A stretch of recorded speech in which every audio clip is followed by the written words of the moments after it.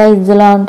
ఈరోజు దేవుని వాగ్దానము కీర్తనల గ్రంథము 37వ అధ్యాయము 5వ వచనము.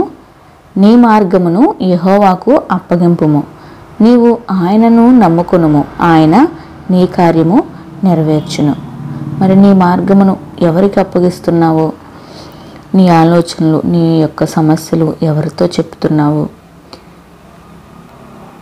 మనుష్యులను ఆశ్రయించుట కంటే యెహోవాను ఆశ్రయించుట ఎంతో మేలని దేవుని వాక్యం సెలవిస్తుంది. మనుషులను నమ్ముకొనుట కంటే యెహోవాను నమ్ముకొనుట ఎంతో ధన్యత.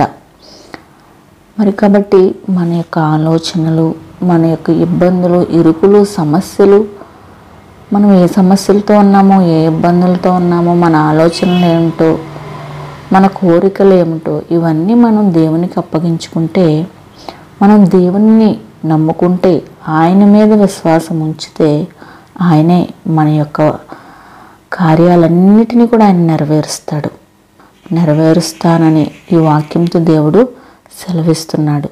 కాబట్టి నీ మార్గాలను, నీ ఆలోచనలు, నీ తలంపులను అన్నీ దేవునికి అప్పగించుకుని ధైర్యంగా ఉండు. ప్రార్థన. పరలోకమందున్న మా తండ్రి, సర్వసృష్టికర్త యెహోవా, మా దేవ, మీ ఘనమైన, మీ అత్యున్నతమైన నామానికి, యేసే నామంలో మీకు కృతజ్ఞతాస్తుతులు చెల్లించుకుంటున్నాం తండ్రి.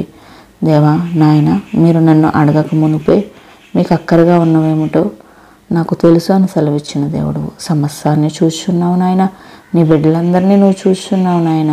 మీకు స్తోత్రాలు నాయన. తండ్రి నాయన, ప్రభా, ఎవరికి ఏ ఇబ్బందులు ఉన్నాయో, ఏ కొదువు ఉందో నాయన తండ్రి, ఈ యొక్క వాగ్దానాన్ని బట్టి నేను ఈ వాగ్దానం ఉంటున్న ప్రతి ఒక్క బిడ్డని బలపరిచి, వారికి ఉన్న ఇబ్బందులను బట్టి, వారికి ఉన్న సమస్యలను బట్టి, వారు వెళుతున్న మార్గాలను బట్టి నాయన నీ సహాయంతో వాళ్ళు ముందుకెళ్ళడానికి సహాయం దయచేయండి. అయ్యా, నీ మీద విశ్వాసం ఉంచే బిడ్డలుగా, సంపూర్ణమైన విశ్వాసులుగా నాయన ప్రతి ఒక్క బిడ్డని బలపరచమని, ఈ వాగ్దానంతో బలపరిచి తండ్రి వాళ్ళ హృదయాలను తృప్తిపరచమని నాయన, నీ మెండైన ఆశీర్వాదాలతో నింపి నాయన వాళ్ళు ఏ కార్యాలు తలపెట్టాలనుకుంటున్నారు తండ్రి మీకు తెలుసు తండ్రి. మీరు సహాయంగా ఉండి వారికి ఉన్న ప్రతి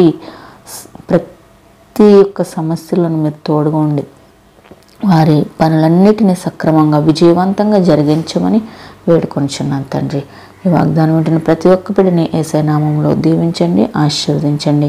ఇదిన కాలం అంతా నీ కృపతో నడిపించమని వేడుకొనుచు యేసయ్య పరిశుద్ధ నామంలో ఈ కొద్ది ప్రార్థన మిక్కిలి వినయంగా అడిగి వేడుకుని, నమ్మి, ప్రార్థించి పొందుకుని ఉన్నాం మా ప్రియ పరలోకపు తండ్రి.